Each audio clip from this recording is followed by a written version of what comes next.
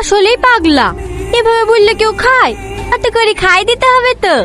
হ্যাঁ হ্যাঁ, এলো সালমা, খাও। ঠিক আছে ঠিক আছে, আমি খাচ্ছি। দেখো ভাবি দেখো, একেই বলে ভালোবাসা। আমরা এত করে বুলার পরও খাইলো না, যে ভাইরা তো ছোঁয়া পেয়েছে অমনি খেতে শুরু করে দিয়েছে। সাথী, তোরা কি বলতো?